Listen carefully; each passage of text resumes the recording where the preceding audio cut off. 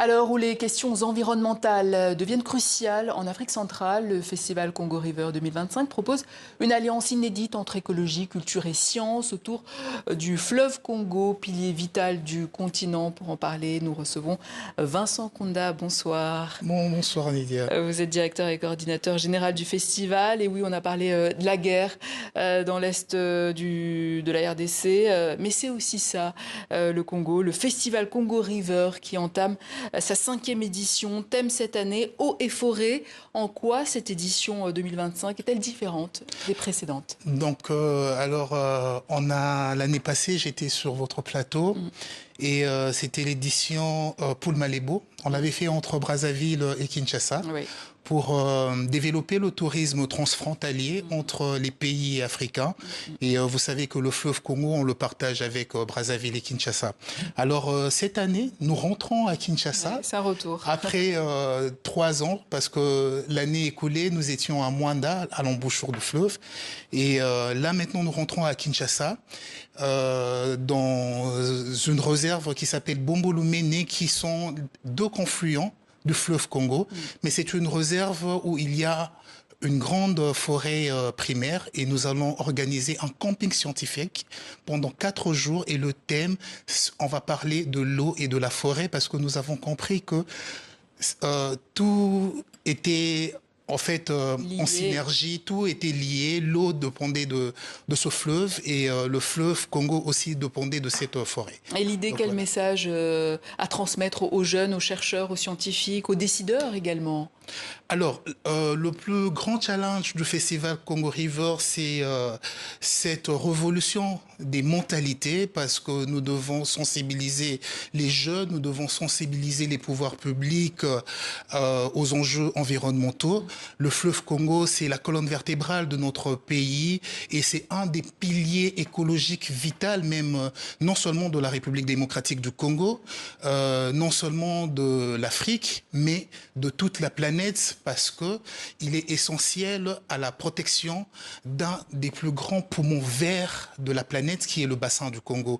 Donc nous devons sensibiliser, nous devons protéger ce fleuve et ce fleuve peut tout donner au pays, ça peut donner de l'électricité, ça peut donner de l'eau et il y a toute une économie bleue que nous pouvons organiser autour de ce fleuve. Donc c'est vraiment un élément très important et nous sensibilisons la jeunesse, nous travaillons plus avec les jeunes pour cette réappropriation de ce grand patrimoine qui est le fleuve Congo. Et pourquoi avoir choisi un format bimodal? Donc vous le disiez, il y a ce camping scientifique et cette partie festive à Maluku.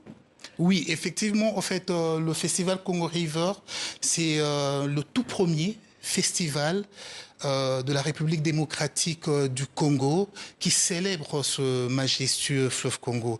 Et on se décline sous 3 volets. Nous avons le volet culturel, nous avons le volet écotouristique et nous avons un volet conférence scientifique où tout justement on a créé un cadre où les chercheurs, où les scientifiques, où les étudiants où les politiques viennent échanger sur les enjeux environnementaux, écologiques, diplomatiques, parce que l'eau est l'élément vital par excellence. Et la République démocratique du Congo représente 55% de réserves d'eau douce de tous les continents africains.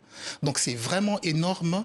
Et nous offrons ce cadre-là pendant le festival pour que les experts échangent et même les étudiants. Et ça sera pendant le camping scientifique du 16 au 20 juillet à Bombolumene, qui est la rencontre de 2 confluents du fleuve Congo, la rivière Bombo et la rivière Lumene. Donc un festival itinérant. Vous dites par là que ça sert à renforcer le lien avec les communautés riveraines, c'est-à-dire? Effectivement, parce que nous travaillons aussi pour le développement socio-économique des populations riveraines. Nous travaillons avec des pêcheurs. Nous avons eu plusieurs projets avec des pêcheurs, des projets d'autonomisation financière avec des pêcheurs à Mwanda, tout comme à Kinshasa. Donc, au-delà de ce festival, au-delà de cette partie festive, Congo River, c'est aussi un créateur d'opportunités par rapport aux communautés, par rapport à la culture, par rapport aussi à l'écotourisme. Festival Congo River, c'est donc du 16 au 20 juillet prochain et la partie festive les 26 et 27 juillet avec notamment Werason, Fabrial Oui, et avec Déplique. Werason qui est un ambassadeur du festival et il met son talent à disposition de ce festival parce que pour le festival, dans le festival Congo River, nous utilisons la culture comme un vecteur de communication et de sensibilisation pour une adoption de comportements éco-responsables face aux étrangers. Et Merci. maintenant là, nous avons aussi le pouvoir public qui nous accompagne. Merci Vincent. Voilà pour le message est passé. la réussite de Directeur et cette 5e édition. coordinateur général du Festival Congo River. Et Merci que beaucoup. s'achève